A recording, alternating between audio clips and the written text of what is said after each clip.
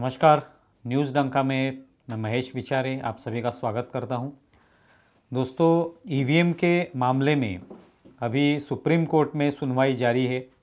Supreme court ने इसके बारे में जो निर्णय है वो सुरक्षित रखा हुआ है, लेकिन जो जज थे जिनके सामने ये पूरी सुनवाई हुई वो संजीव खन्ना और न्यायाधीश दीपांकर दत्ता, इन्होंने पूरी तरह से स्पष्ट कर दिया कि ये जो पूरा ईवीएम के बारे में जो भी आशंकाएं जताई जा रही हैं, जो भी संदेह उसके ऊपर लिए जा रहे हैं, उसमें कुछ भी संदेह लेने लायक है नहीं।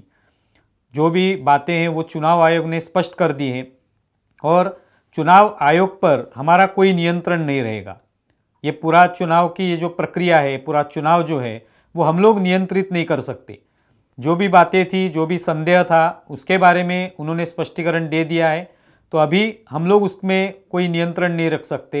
और आपके दिमाग में जो भी विचार चल रहे हैं ईवीएम के बारे में या वीवीपैट की पर्ची के बारे में, तो इसके बारे में हम लोग उसमें कुछ बदलाव नहीं ला सकते। ये पूरी तरह से न्यायालय ने स्पष्ट कर दिया है। तो ये मामला अभी पूरी तरह से स्पष्ट हो गया है कि न्यायालय को ये पता चला है कि इस पूरे ईवीएम या वीवीपैट मामले में जो भी संदेह लिए जा रहे थे या जो भी आशंकाएं जताई जा रही थी उसमें कुछ रखा नहीं है, क्योंकि ये हर रोज़ इसमें कुछ ना कुछ तकनीकी दोष निकाले जाएंगे, कुछ भी कमियां दिखाई जाएंगी। तो रोज़ इस पे अगर हम लोग बातें करने लगेंगे तो कितने दिन तक ये सुनवाई जो है चलती रहेगी, ये बात महत्वपूर्ण है। तो न्यायालय ने अभी स्पष्ट कर दिया है। न्यायालय ने अभी ये जो पूरा मामला है उसका निर्णय सुरक्षित रखा हुआ है, लेकिन उन्होंने जो कहा है उससे ये स्पष्ट हो जाता है कि न्यायालय को अभी इसमें कोई संदेह नहीं है कि ईवीएम में कोई दोष होगा या जो भी दोष दिखाए जा रहे उसमें कोई बोलने लायक चीज़ है नहीं। अभी इसमें जो प्रशांत भूषण है, जो याचिकाकर्ता की तरफ से यहाँ पे वकील के तौर पे बोल रहे थे, उन्होंने बहुत सारी तकनीकी बातें बताने की कोशिश की। तो वो उसमें कोई जानकार नहीं होंगे, लेकिन किससे जानकारी लेके वो शायद बोल रहे होंगे, लेकिन वो बार बार अलग अलग चीज़ें बता रहे थे कि कैसे इसमें ये दोष हो सकता है, वो दोष हो सकता है। तो दोष तो ऐसे होते ही रहेंगे।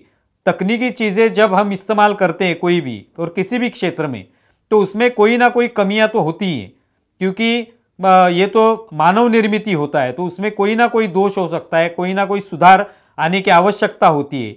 तो हर तकनीकी चीज़ में इस तरह की आवश्यकता होती है। तो अगर पूरी तरह से अगर 100% हम लोग चाहेंगे कि कोई तकनीकी चीज़ अच्छी हो तो हो नहीं सकता, क्योंकि हम लोगों ने देखा है कि इतनी सारी टेक्नोलॉजी आज हमारे पास है, लेकिन हर दिन उसमें बदलाव आता रहता है, हर दिन उसमें सुधार आता रहता है। तो इसके लिए पूरी तकनीकी चीज़ें या पूरी टेक्नोलॉजी बंद करके हम पुराने ज़माने में अगर जाएंगे तो वो अभी संभव नहीं है। लेकिन ये लोग जो है, जो याचिकाकर्ता के रूप में बार बार कोर्ट जाते हैं, न्यायालय जाते हैं और मांग रखते हैं कि ईवीएम बंद कर दो, इसमें ये कमियां हैं, वो दोष हैं, ये बार बार बताने की कोशिश इसलिए करते हैं क्योंकि ये लोग हार चुके हैं। ये लोग जो है, ये याचिकाकर्ता, इनकी मांग जो है वो ये है कि ये ईवीएम हटा दो पूरी तरह से, क्योंकि हम लोग ये नहीं चाहते, हम लोग बैलेट पेपर पर आना चाहते हैं, बैलेट पेपर से ही चुनाव होने चाहिए। लेकिन कोर्ट ने पिछले बार कहा था कि हम लोगों ने देखा है, वकीलों से बात की उन्होंने, जज ने, कि हम लोग अब 60 साल के हो गए, इतने साल हम लोगों ने ये अनुभव लिया है कि बैलेट पेपर पर जब चुनाव होता है तो कितनी समस्याएं आती हैं, कितनी दिक्कतें आती हैं, किस तरह से हम लोग को उसका सामना करना पड़ा है। तो आज जब एक टेक्नोलॉजी आई है तो उसका स्वीकार हमें करना चाहिए। ठीक है, उसमें सुधार भी आने चाहिए, उसमें कुछ गलतियां हो सकती है, दोष हो सकते हैं, लेकिन उसको सुधारना चाहिए, ना कि टेक्नोलॉजी बंद कर देनी चाहिए और पुराने ज़माने में वापस जाना चाहिए। तो ये सोचने की आवश्यकता है, लेकिन ये कोई सोच नहीं रहा, क्योंकि अभी सभी के दिमाग में यही है, जो भी इसके विरोध में है ईवीएम के, चाहे वो पॉलिटिकल पार्टी हो, चाहे वो कोई संगठन हो, चाहे वो कोई व्यक्ति हो, हर किसी के दिमाग में ये कि ईवीएम के वजह से हम लोग हार रहे हैं, हमारी विचारधारा हार रही है। लोग जो है बटन दबाते हैं, उसके वजह से कमल को वोट जाता है। तो ये कहीं पे उनकी हारने वाली जो मानसिकता है, इसके वजह से इनके दिमाग में ये आ चुका है। वो ये नहीं देख रहे हैं कि लोग बटन जो है कमल का ही दबा रहे होंगे शायद, क्योंकि अभी उनको पता चला है कि बाकी जो पार्टियां हैं, बाकी जो विचारधारा है, वो अपने अपने तरीके से कहीं पे असफल हो चुकी हैं, विफल हो चुकी हैं बीजेपी के सामने, उनकी विचारधारा के सामने। उन्होंने जो भी काम किए उसके सामने हम लोग विफल हो चुके हैं, तो लोग अभी कमल को वोट दे रहे हैं, ना कि कोई बटन दबाते और कमल को वोट जाता है।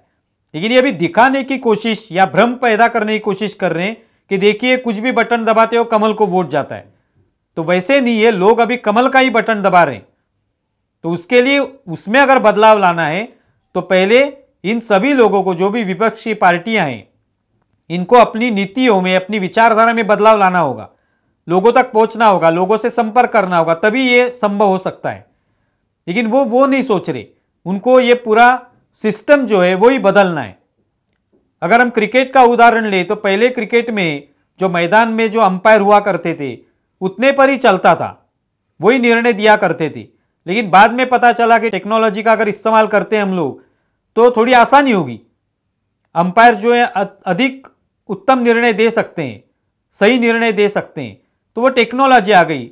लेकिन अभी भी टेक्नोलॉजी में कुछ सुधार आवश्यक है। रोज कहीं ना कहीं उसमें दोष दिखाई देते हैं, गलतियां होती रहती हैं, तो सुधार आते रहते।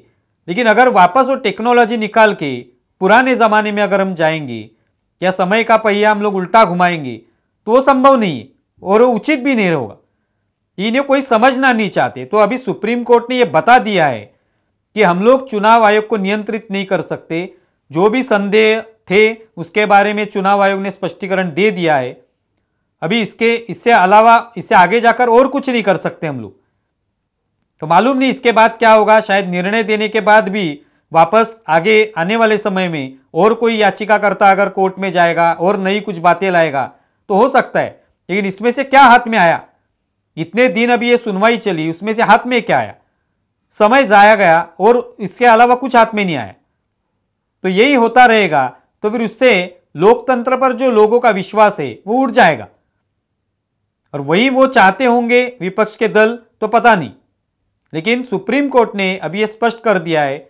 और अगर ये स्पष्ट करने के बाद अभी अगर विपक्ष रुक जाता है कि भाई ठीक है ईवीएम का उपयोग हम लोग करेंगे, तो इससे ही हम लोग देखेंगे हमारी ताकत कितनी है, हम कितने सक्षम हैं, तो आगे लोकतंत्र चलता रहेगा। नहीं तो इसी तरह से झगड़े, संघर्ष कोर्ट में आते रहेंगे। आप इसके बारे में क्या सोचते हैं जरूर बताएं। हमारा वीडियो ज़्यादा से ज़्यादा शेयर करें और हमारे YouTube चैनल सब्सक्राइब करें। धन्यवाद।